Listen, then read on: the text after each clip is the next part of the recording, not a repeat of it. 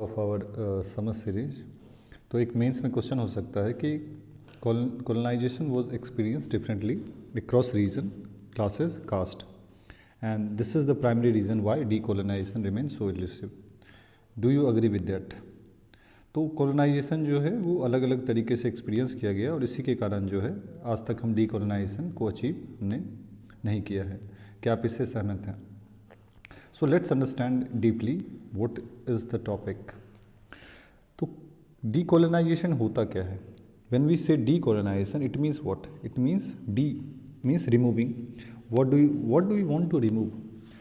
We want to remove the legacy or past impression of our colonial history. But हटाने की बात तो हम कर रहे हैं, क्या हटाने की? जो भी हमारा colonial past था.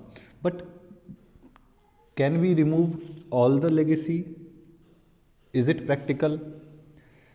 क्योंकि पास से हमें ब्रिटिश कॉलोनियल हिस्ट्री से हमें इंस्टीट्यूशन भी मिला है, all India service, parliamentary system, democratic system. Can we remove all these things? I don't think so these are possible. So yes, we want to remove the legacy of past, but only those things we want to remove और we should remove which is hindering our growth. तो पहले तो सबसे पहले है कि decolonisation में होगा क्या. जैसे because there are different section in the society who see the concept of decolonization differently. Like जैसे मेजोरिटेरियन है, उनका मानना है कि सबसे पहले जो ब्रिटिश हिस्ट्री से हमें हटाना है, वी शुड रिमूव इंग्लिश. लेकिन जो एक अम्बेडकराइट तबका है, they want that English should remain, क्योंकि उसने इंग्लिश लैंग्वेज ने एक तरीके से फ्रीडम दिया है. सो decolonization, what is the meaning of decolonization vary differently based on region, based on their experience. Like Ambedkar mostly felt that colonial master helped Dalit section to achieve emancipation.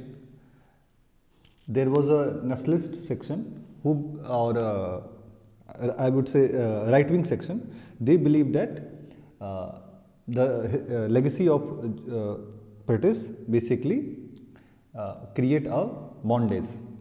तो अब decolonisation को देखने का कोई एक नज़रिया नहीं है, there are different ways.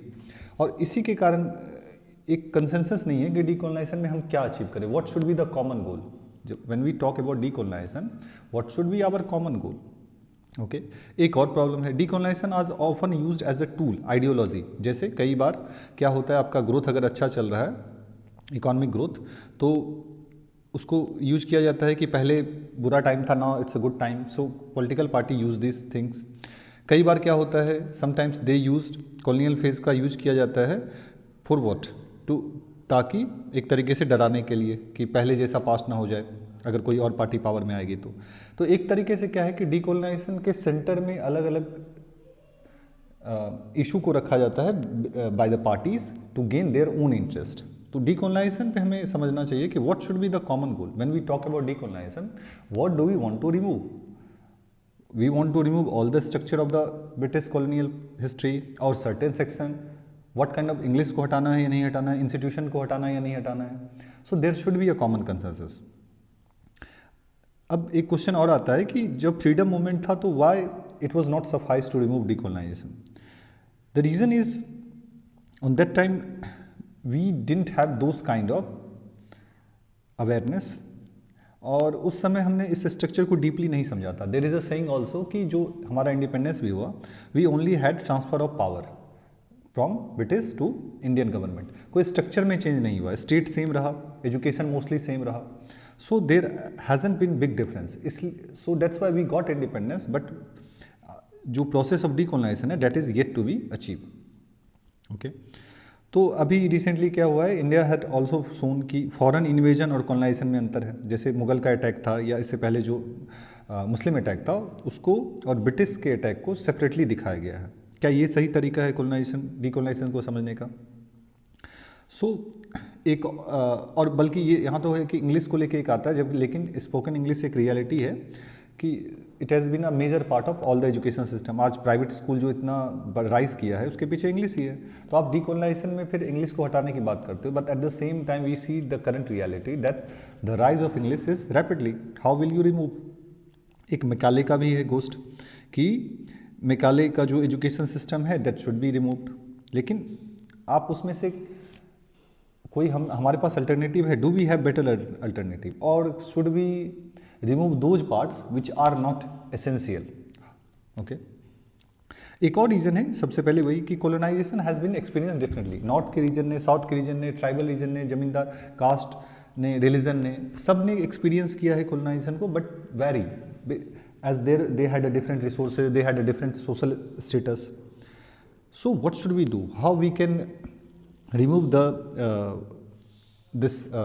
our bitter past of colonization? So I think the best way is there should be a common goal. And what should be the common goal of decolonization? What should be the center in decolonization? The state. Because आप colony में हो या आज हम free हैं, लेकिन उसमें एक स्ट्रक्चर सेम था, स्टेट। स्टेट पहले भी था, स्टेट अभी भी है। और फियर स्टेट में क्या था? द फियर ऑफ स्टेट, कि सिटीजन का जो डिस्ट्रस्ट था स्टेट पे वो पहले भी था और अभी भी है। तो स्टेट को सेंटर में रख के बेसिकली हम आगे बढ़ सकते हैं डीकोलोनाइजेशन की तरफ। So ultimately this editorial wants to clarify that unless we have a clarity that what should be our common goal in the process of decolonization, we cannot achieve this dream.